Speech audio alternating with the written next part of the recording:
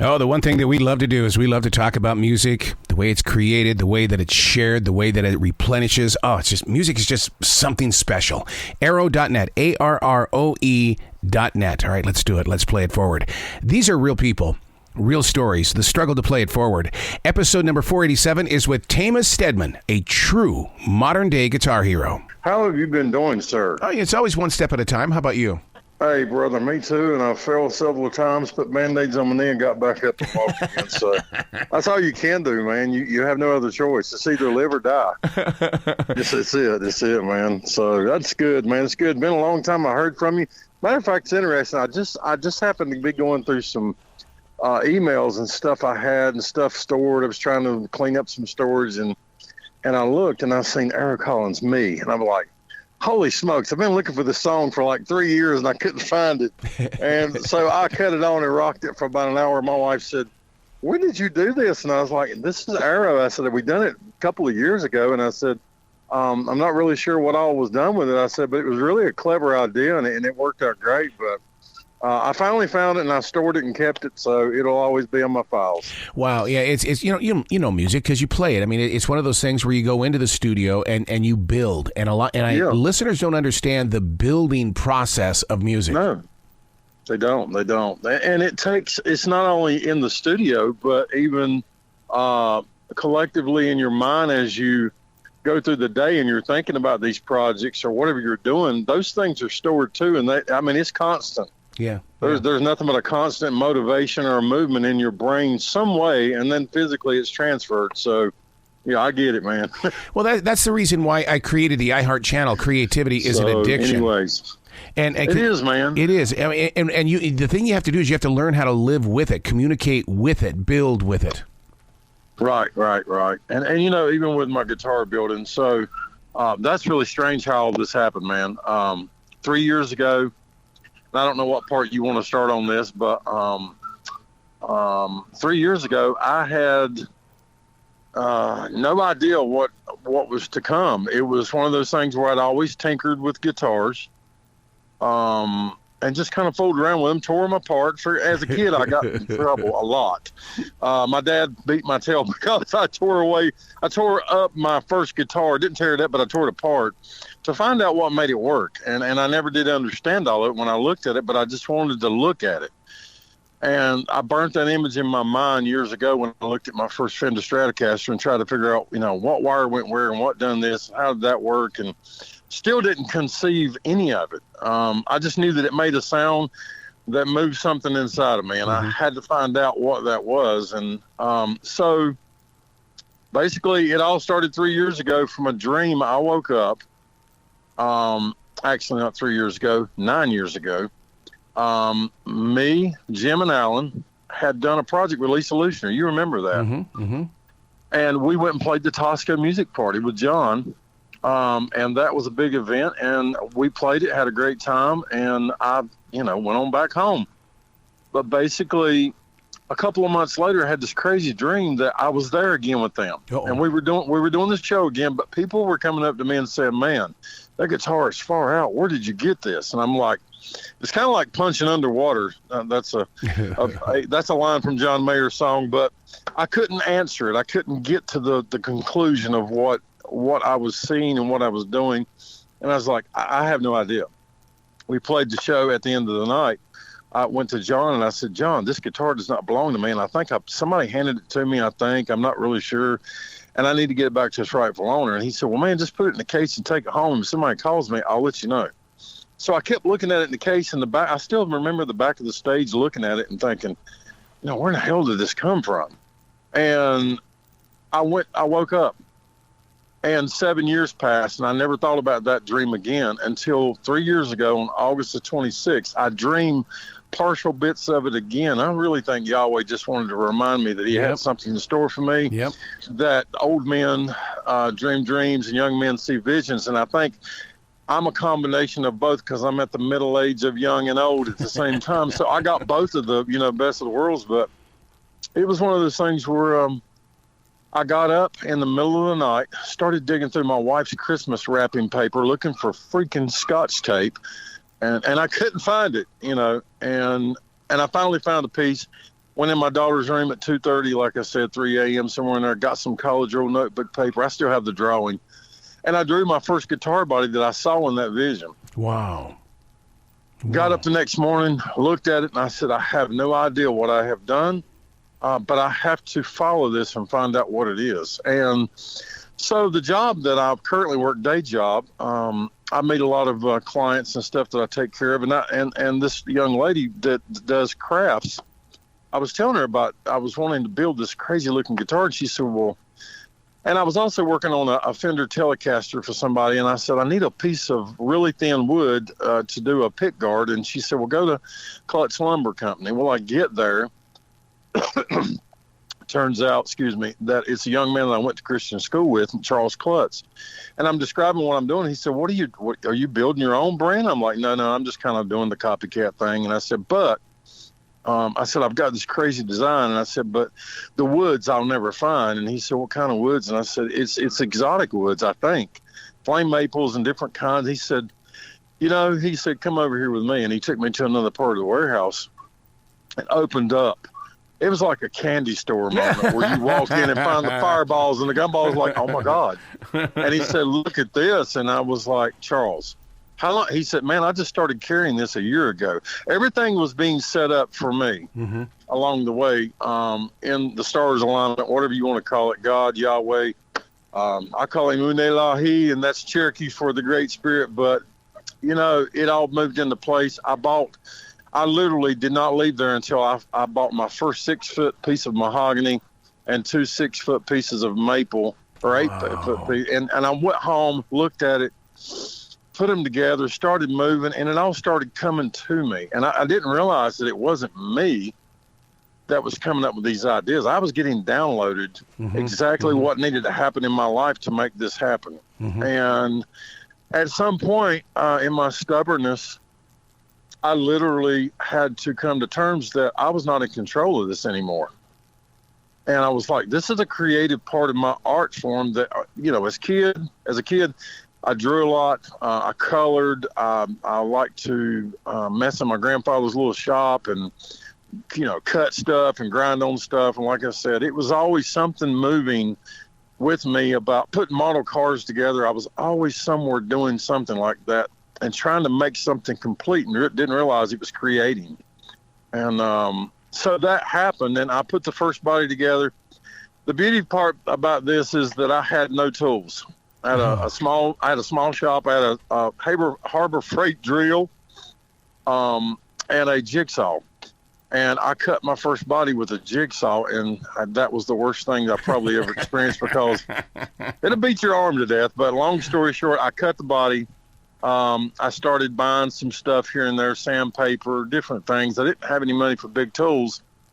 We had a young man in our church that come up to my wife on Wednesday night. I wasn't even there, and he was sort of full of tears, and he said, Tina, I've got to tell you something that I feel like the Lord has downloaded to me to tell you and your husband. And he said, you guys are fixing to get blessed. And she said, what do you mean? He said, well, financially, you're going to move into a realm of blessing that you've never seen before, but it's going to require a little work. And he said, I don't even know what it is. I'm just telling you what I've been told to tell you. She comes home and tells me that, and I'm just, okay, that's great. Hallelujah. We'll move into it and see what happens. And little did I know that it was, so I got curious about that, and I had to call the guy.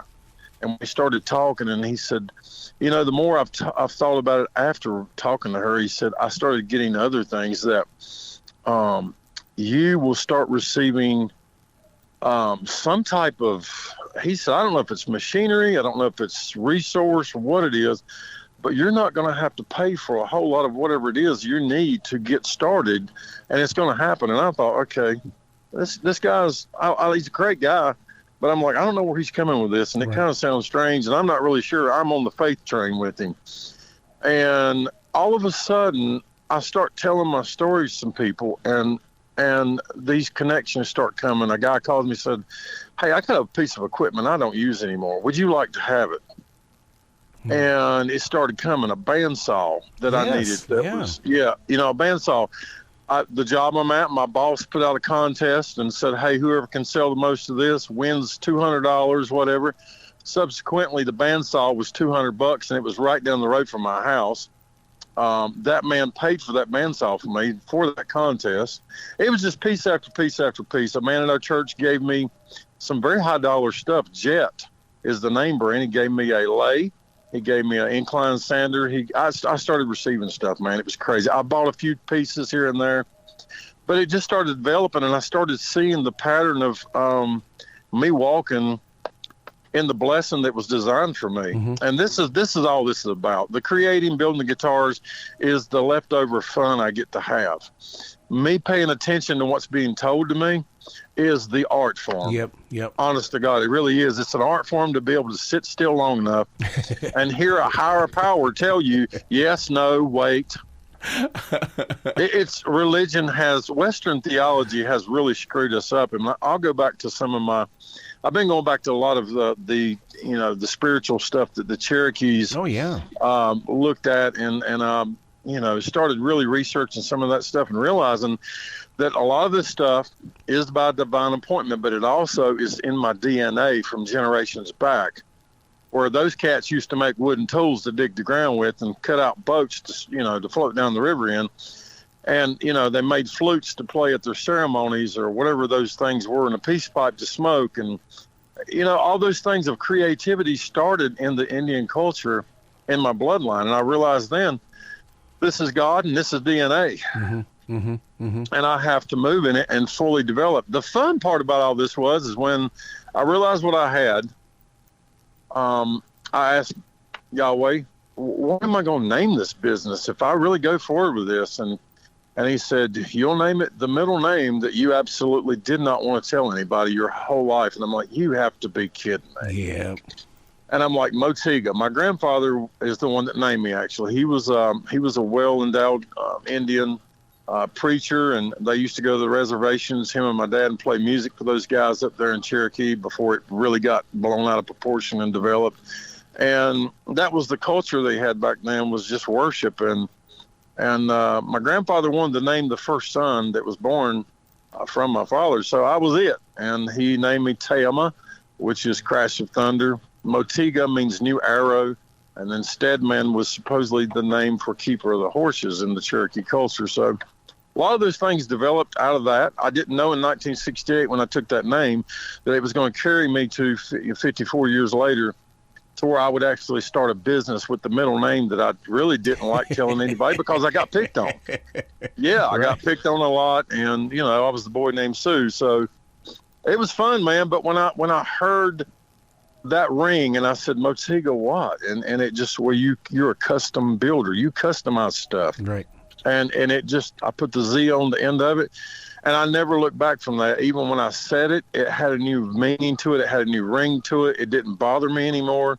I wasn't ashamed to say it. It wasn't shame, but it was one of those things where, after you take so many kicks on something, then you kind of stay away from that area. Mm-hmm. You don't really talk about it. But I named it that, man, and it's just developed and developed and developed. And I had, I felt to honor our veterans 2 years ago, and I gave away a guitar, raised about $3,400, I think, $3,200. And that organization took and put furniture in some vets' houses that they were able to establish for those guys. And, that was a great moment, but that wasn't really about giving a guitar away. It was about showing me that I was ready to enter another realm of the public with this thing in first off, in a generosity type of way. People see my heart, that I actually have a good heart. And if it's a long story about giving, but we'll get into that too. But basically, that's where it started. And I had the vision when I was set up at that table that day at that big venue. I realized then that this is my confidence being tested. Do I feel brave enough to stand in front of this table and say, this is mine, I made it? Right. Look at it. Get what you need to take from it. Does it make you look twice, or does it just make you walk by? And it's not for everybody. I did learn that. I became easily offended the first couple of hours I was in that thing, because people walk by and look at kind of look at it and walk off. And then there were some people that just captured them. And they had to stop and talk about it. And I realized then, God just said, it's not for everybody, son. It's going to be for the ones that are chosen for this, and that's going to be it. And it will carry you and your family into some legacy promises and blessings that are coming down through the line, just as it came from, 5 generations before you. Right. And that's kind of where it all went, man. And I realized that guitar building is the fun part, but understanding how to be obedient, listen, learn, cultivate, harvest, just make things happen with the knowledge and the power that I've learned. I have no luthier skills as far as being to school. I don't have any certificates. I will say that just recently a young man was placed in my life through a purchase online for some rings that go around the pickups, and he's out of Delaware. And come to find out, I called him Thanksgiving last year. He never returned the call. January 1st, he calls me and says, man, I'm terrible about calling people back. What can I do for you? And I was like, wow, I didn't 3 months. But the beauty of that is I had to wait because God had to work on this man's heart. Yep.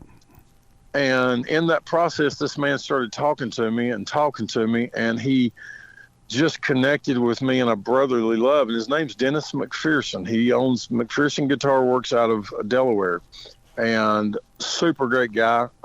He saw my vision, started, watching me on Facebook and doing stuff, and we exchanged numbers and have become really good friends. His dream was in 2005, he walked away from a big corporate job.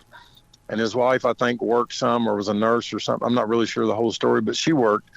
And he said God told him to step away from corporate and start that business. And he said it was rough a couple of months or whatever, but he got through it. And now, he's built for the Jonas Brothers. He's built for several other acts. And with that said, this man has actually built me stuff and sent it to me and never put a bill of lading in the box. And I'm like, Dennis, I owe you money for this. And he won't take a dime for it right now. And I'm like, you can't do that. And he says, I have to do this right now because I was in your shoes in 2005, and giving open hand is the first key. Yep. That's the first paycheck for you. So long story short, there was a young man that came in my life through my church family and stuff. Eddie James Ministry was a singing, and it's actually a home, I think, somewhere up north, that this young man has a singing group and has dancers and singers, and he helps get broken people off the street, drugs, all that stuff. And really a kind man, a generous man, loves the Lord, and he's just great. He had a guitar player that was in a service, big guy, 6'6", big fella. I'm talking about huge. And I saw the guitar he was playing, and I thought it was an old piece of junk, but it actually was something somebody had customized, I guess, and made look vintage. But during that service, I felt a nudge in my gut that said, "Give him your new Paul Reed Smith. He needs it." And I looked over at my wife and I said, "Honey, I just bought this Paul Reed Smith I played a couple of things with Britt Nicole. She's a good friend of mine. She's a Christian contemporary artist, and we had done a couple of gigs with her. And I had bought that guitar actually with some of the money I made at the studio off of Lisa's album and some other stuff. And I couldn't get past it. So the whole service went to the very end of it. I had not given the guitar. I'd watched them load up and they were ready to go, and they had to be in Kentucky 8 hours later to set up for a new thing. And I basically made it out the door to stop the van just about without running over me. And Eddie said, "What in the world?" He threw his hands up. I said, "I have to see your guitar player." And he got him out. He piled out of the van, and I said, "Sir, I don't even know who you are." I said, "But I felt like I was supposed to do this." And I handed him the guitar. I gave him a hug, and I turned around and walked away. Oh, man. He had no idea who I was. He had to research that. He found me on Facebook, and he called me and thanked me. And he said, "Man, you don't even know what that done for me." And I said, "Well, you don't know what it done for me. I haven't even seen it yet. So I just know that I gave you something that cost me a lot of money, and I just feel like that one day it's coming to fruition." Me and this young man became close, and I found out that his dad had shot and killed his mom when he was young. Oh. And his dad was in jail. He'd been raised by grandparents and family and stuff like that. And he really had a super sweet soul, caring, loving guy, gentle. With all he'd been through, there's no way I could have been that peaceful. And I didn't know the struggles he dealt with in that. And we later conveyed all that to me. And I learned that I needed to be. I have all daughters, no boys, and I felt like I was supposed to be like a mentor, a father figure for him. And I just asked him one day. I said, "Larry, do you mind if I call you son?" And he said, "Absolutely not." He said, "Can I call you Pops?" And I said, "Yes, you can." That was about 5-6 years ago, man. And in between that, I'd give him guitars. I'd give him a Strat that came out of the studio that was given to me by Alan. And there was some other stuff. He actually sent me a guitar. Had been in a wreck. I kept it for about 5 years and in a box. Had been tore up. And one day God spoke to me and said, "Put that together and send it back to him." So I built it. Sent it back to him. He wound up playing on a video. I don't remember the name of the song, but it was with John P. Key, Kirk Franklin, and Travis Green. There's a video that he's playing the guitar in. So there was blessing number one, seeing that guitar on the screen, realizing that I'd sowed in that boy's life. I was going to get sown back in too. So just recently, in all this greatness of building and just creating and seeing different things, when I go to the wood shop, I see things when I pull wood out, and I can actually see the guitars built. When I pull the wood out and see into the grain and what's going on, it's just a vision that I can't explain, almost like a 5D dimension that I can see in when I'm doing this. He calls me 3 weeks ago, and I had just built a guitar for an artist named Derek Daisy. I think you know him. Derek's been in the studio and recorded some stuff. I did some work on his album called All Behind Me. Brilliant young man. He lives in South Carolina. We had just built a gold top for him, and he said, "If you can build it a gold top with the flame of the wood showing through," he said, "I'll buy it from you." And I said, "I have no idea how I'm going to make that happen," but I spent a month. I spent a month researching it, and it happened. He's got the guitar right now and just actually posted some stuff on TikTok, Facebook, and Instagram that he's really pleased with it. And I've done some stuff for him. I've got some other guitars I've built that I'm actually just got blessed with an opportunity. There's a new music store opening in downtown Kannapolis where it's really bursting with growth. And my wife sent me a picture of this guy one day, set up at a event downtown. It was J. King Guitars. And I kind of was like, well, he's a new kid here. Let's see what's going on. And I thought, well, I'm going to check him out. And I did. That turned into a opportunity to put a couple of my custom builds in his shop downtown Kannapolis. September 3rd. Yeah. But the kicker is I'm sitting at my dinner table on a Sunday morning about 3 weeks ago, and I get a text, and it's from my son, so to speak, Larry. And it's a phone number, and I look at the name, and I said, I don't know who that is. I said, it's probably one of his friends wanting a guitar price or something. Didn't open it up, and he calls me about 20 minutes later. He said, "Pops, did you get that number?" And I said, "I did." I said, "Who is that?" And he said, "Man, you will want to call that." And I'm like, "Okay, who is it?" And he said, "Well, I picked the guy up at the airport and started talking to him. He's a musician." And I said, "Okay." He's wanting to look at some guitars. He said, "Yes, very much so." I said, "All right, who is it?" And he said, "Well, open it up and look at it."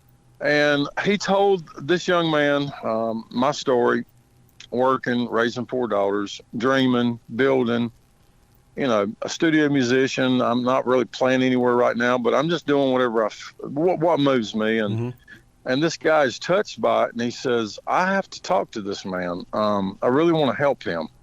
And he said, "Well, how are you going to help him?" He said, "Well," he said, I travel a lot." And he said, "Okay." And he said, "What band are you with?" And he said, "I'm the lead guitarist for the Marshall Tucker Band." Yep. So here's the story. If you're going to do a murder, if we're going to search a murder out, those guys investigate. They'll put a little pin on the chalkboard, and they'll run a string over to this side and over the string and over the string. So 12 years ago, when I gave that guitar away, that cost me a lot of money. I had no idea that 12 years later, it was going to bring a blessing to me, putting me in the pocket of something that's going to be seen nationwide, not in a guitar store, not on a catalog page. I'm not going to have to run to, a bunch of different avenues to market my stuff. I got a man that called me on the phone. I called him. He didn't answer, but he called right back and said, "I'm in South Dakota. I love your story. I love your passion. I want to help you." And I said, how is that? He said, well, I don't want the guitar free. I just want you to build something really cool for me, give it to me to travel with, and I'm going to show it at every concert that I play at. And he said, I'm around Leonard Skinner all the time. I used to play for him. We're on tour right now with our 50th anniversary. Yep. He said, the Outlaws. He said, there's so many bands that I'm connected to and so many musicians I know. I want to help you get your dream finalized into a position where it brings you, a piece of and being of who you really are. And also it's going to financially help you a great bit. He said, because I believe what you're doing, you've fully vested into it, but you're having a big distraction of working a day job. And he said, I think you need to be in this vehicle. And he said, I have the vehicle to make it happen. And he said, I just want to, see it happen. So he calls me back 2 weeks later and says, I want you to build me whatever you want to build. I'm not going to try to pinpoint anything. He just told me kind of what he wanted. And I said, okay, Chris, his name's Chris Hicks. He's been around for 28 years, I think, with the Marshall Tucker Band. Wow. He had left the Outlaws and came on board with those guys and played for Skinner, I think, in 94, 95 for a little bit. He's good. He was good friends with Huey Thomason. He knows Dickie Betts personally. Oh, yeah. He's got the phone number, sir. Mm-hmm. He's got the numbers. I just have to be able to build what these guys would really enjoy playing. And so far, what I'm building, everybody that's touched them said, man, I've never felt anything that played like this. Before I build from anybody, I usually research them a little bit, especially if they're famous, like this guy, or not famous, but well known. But, on a personal level, if there's a man that comes to me, I'm going to question him things. What do you like to play? What's your style of music? What method do you pick? How do you pick? How do you hold the guitar? There's so many things that I'll try to dissect and find out how their habits are to find out how I need to build a guitar, right. Which guitar body style they need and what pickups they need and all that. But really, man, that's the fun part of it is just finding out all the details about these things and getting to pick the wood and all that. That's just like me going to this canvas and breaking out the brush and just slinging paint somewhere, man, and making it look like something that only I can see, but somebody else will see it. Not everybody's going to see it, but somebody will have the same eye, the same dimension that I have when they look at one of my pieces and say, I get what this guy's doing. Yeah. Yeah. And it's not a Fender Stratocaster. It's not a Gibson Les Paul. It's not an Ibanez. It's not, a Gretsch. This dude's all by himself. Wow. And that's where I want to be.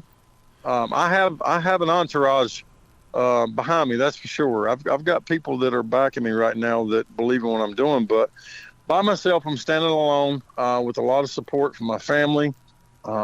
My daughters, they support me. My wife fully supports me. I got friends and family that have really watched this develop, and they see that this is a magic that only God can produce. Mm-hmm. Mm-hmm. And that's the beauty of the whole story. If I can actually make people believe that there's something somewhere besides this dirt we're standing on that cares about us enough to push us into some areas in life that we've never seen before. And religion tries to do that with don't. You can't do that. You can do that. You have to look this way. You have to do that. No, you don't. You have to be who God designed you to be. You have to open your heart, listen to him, and the Holy Spirit will tell you exactly what to do. Because I have living proof today standing on my front porch talking to you that if you listen, he'll tell you exactly what to do. Exactly. It's been a beautiful story, man. I just I can't wait to see where it goes. And I don't know who I'm going to meet along the way. I never thought I would meet a young man playing with a rock band that's probably one of the longest running rock bands in the world. You've got Skinner, you've got Marshall Tucker, you've got Foreigner, you got Journey. These guys have been around 40 plus years, man. Yeah.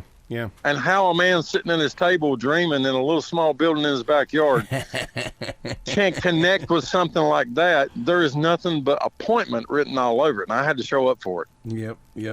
We've got to have a continuation to this podcast and your story. And the reason why is because I want to make sure. I mean, if Def Leppard's going to call me up 9 times and we have a conversation, I want your story to be a part of that as well. Because because your process and your personal growth is because what you're creating is everything that I've always said. We have got to learn how to drop the 4 walls of the church and get on the street. Well, what you've done is you've provided a tool for other travelers to communicate with others. Yes. You're dead on, man. You're dead on. And this just doesn't involve me. The beauty about this is I even thought about this. I said, God, what if this is not even about me? And now that's a doorstop. That's a doorstopper right there. That'll make you take the key out of the lock and say, wait a minute, I don't know about this, but I have matured enough in my spirit now that I realize that if I'm just developing all this, for one of my daughters to pick it up, which I have a daughter that is musically inclined, artistic as I don't know what, and she loves being around me. She's my ride or die. She's, Dad, let's go fishing.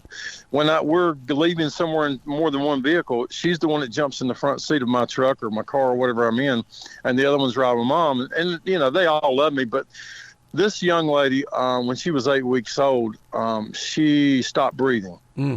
And she was purple when we found her in her crib. We had just brought her home 8 weeks earlier. My wife gave birth to her, and she was asphyxiated somehow or another. We found out later. But I just happened to feel a nudge to go by and check on her, and I usually didn't because she was taking a nap.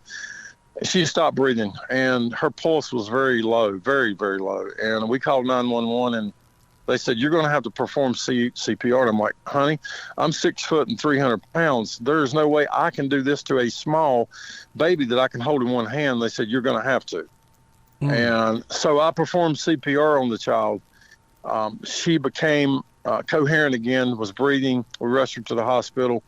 No damage that we know done, but I knew right then that there was something special about this chick, that there was another part of an enemy that did not want her to exist because he knew she was going to do great things through me, I think, and through him. And we have that connection. She's creative. She's literally every day playing her guitar, walking around the house. Dad, listen to this song. How do you play this? She knows who I am now. And she's just sort of my, I don't know. She's my sidekick, but I even asked, I said, well, God, I don't have any, girls don't build guitars. And I realized then he said, but you don't put limits on me. I'll use whoever I need to use. If it's a girl, if it's, a boy, he said, but you got to understand this. She's going to have children one day, and she may have a grandson that sees your vision and your dream and what you're doing. And she already sees it. So she may be able to have the resource to give him the knowledge. The wealth will already be there. And I can put this into a legacy form to where through the generations, what I'm doing right now might bring me a little notoriety, might bring me a little pocket walking around money. It might be all good for a little while. That's okay. I'm actually okay with that if I don't make it in that source as far as, being well known and all that. But what I do care about is if those kids can take it and run with it, and I leave them a legacy that they can actually provide for their family for the rest of their lives and their grandchildren and their grandchildren. Leo Fender done it. Orville Gibson done it.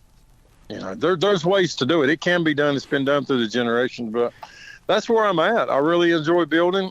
I really enjoy working toward building a future for the ones coming behind me. And it's going to be good. That's all I know. That's all I know. What's your website so listeners can go to the website and connect up to your energy? Right now, we are working on a website. I don't have it fully developed yet because there's so many things that I want to make available on that website. So we're still working on that. Right now, the only thing I have is my Facebook page, MotegaCustomz, and then I have an Instagram page, also MotegaCustomz.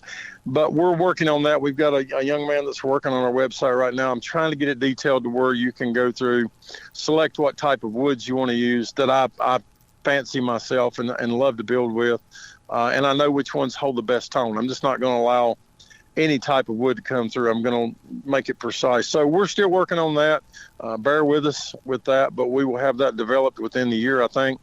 And then we can kind of customize it to where somebody can just say, hey, I'd like to put this together. Let's see what it looks like, and we can have a conversation on the phone personally, or if I have to, fly, drive, whatever it is to meet somebody. If it's within reason of that, then that's what we'll do. But yeah, we are developing one. It's coming. But we've just right now we're at a standstill on some components of that we need to get worked out. I love it. I love it, man. You got to come back to this show anytime in the future. The door is always going to be open for you. Yes, sir. It's always a pleasure to talk to you, Ari. You're such a great writer, and my God, you're a theologian as far as I'm concerned. I've always loved your insight on stuff. We follow you guys on Facebook and different things, and we're of the same cloth. I know we are. Absolutely. I know we are. Excellent. Yep. Well, go back to your family, and you be brilliant today, okay, sir? I will, sir, and you as well. Work hard, and we'll see you soon.